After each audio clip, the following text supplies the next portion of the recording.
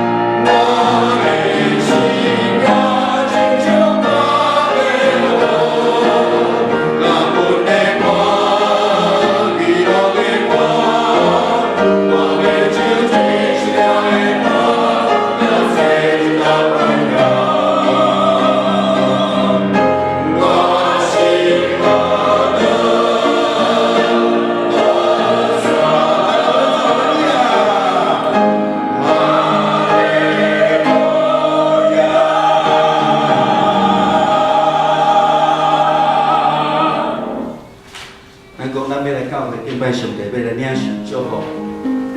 咱毋通安尼尔，咱嘛受呼召来正做主的门徒。正做主的门徒，就是要爱做伊的款式，要来回应伊的呼召，愿意听主较深，愿意听人更较济。圣诗379首，咱下面要来吟一首。你会当献圣诗，也是看顶悬的字幕吼。伊讲愿我会哪听你。伫咱的人生的中间，可能有顺境，可能有逆境，可能有喜乐，可能有艰苦的时阵，咱拢有主咧保守，听咱，保护咱，赐福咱。咱常时也爱回应主的呼召，愿意听主搁较济。因为听主代表咱也愿意听人，咱借着听人来显明咱是听主的，这是咱所领受的改变甲启示。愿我会哪听你，咱用这首诗做伙来思想。愿我会哪听你，我主伫哪？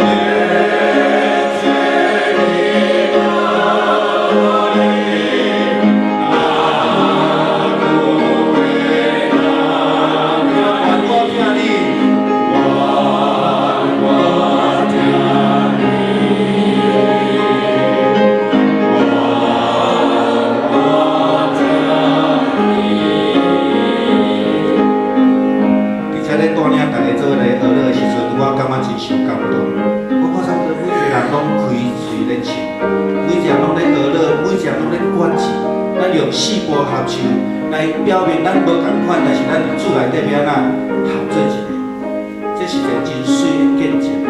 但愿咱真正愿意伫主的面前领受福气，也愿意伫伊的面前来管事。主啊，我愿意搁较济来听你，主啊，我愿意搁较济来听人。第四节的上落尾，毋是讲袂听你，是讲我听你，这是一个决志。